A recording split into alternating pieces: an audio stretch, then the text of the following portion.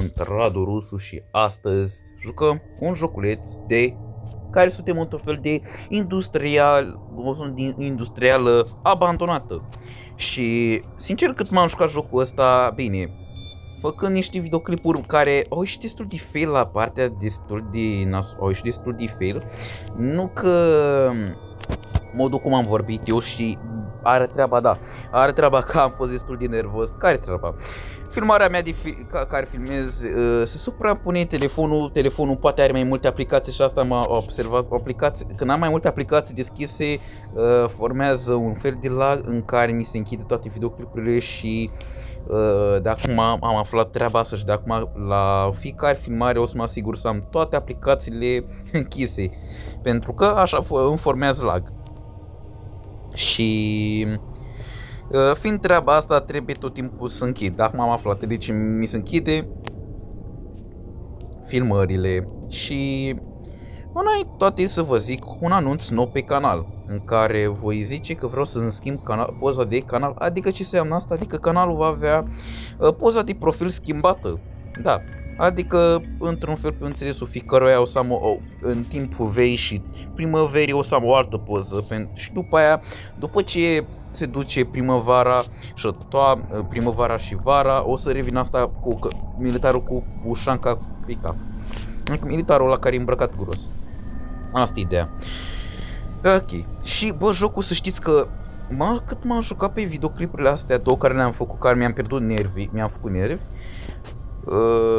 O și simplu, bă, jocul mă așteptam să fie o porcărie, dar vede, da, și nu știu cine e ăla.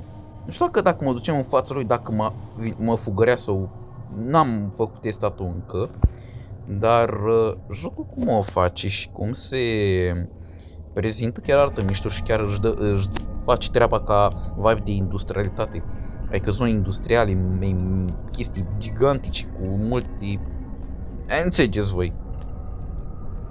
Dar aici merge tot în față și o să aflăm că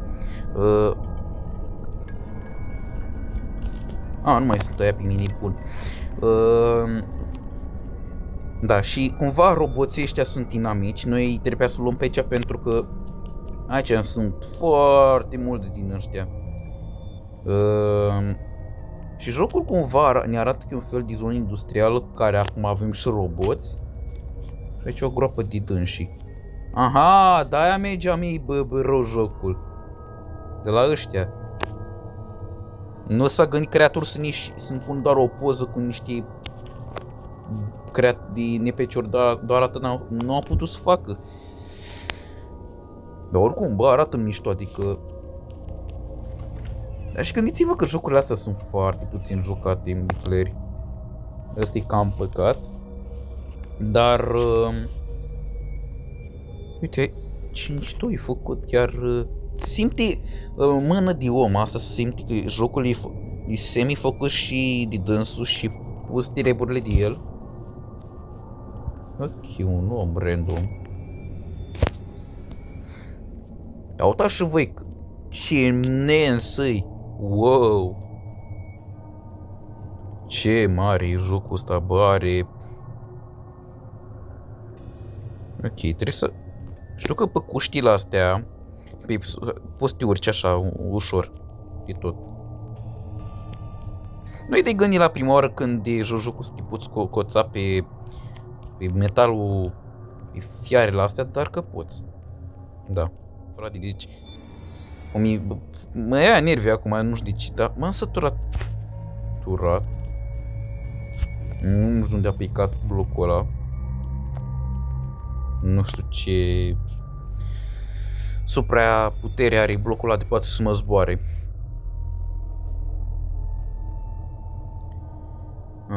Bun.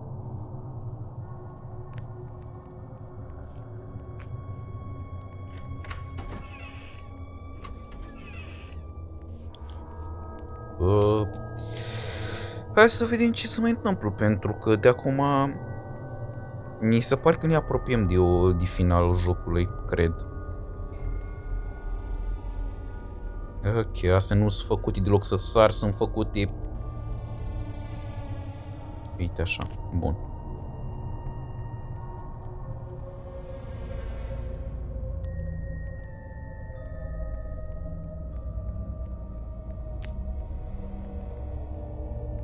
Bun. Deci, vă vedeți la că dacă vă uitați, uite cum faci lag așa la câteva secunde. Știi care e prostia care o faci ca developer? Nu ești atent la optimizarea jocului. Una dintre treburi. Asta e cea mai mare chestie care mulți nu-și dau seama. Mulți fac un joc foarte complex și nu se gândesc și la playerii care n-au cum să-l joace. Și asta cumva face persoanele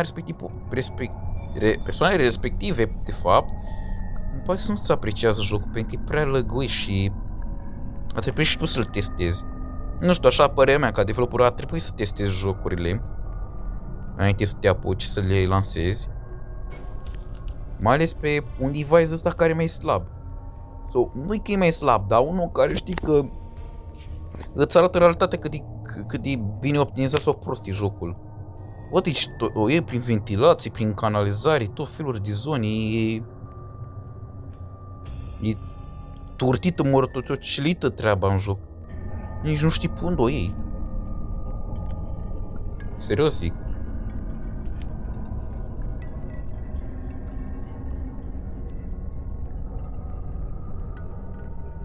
Cred că mă presează dacă nu sunt atent. Și acolo avem în față. O să ne ducem jos într-o zonă și cumva de aici cumva jocul se cam termină. Da.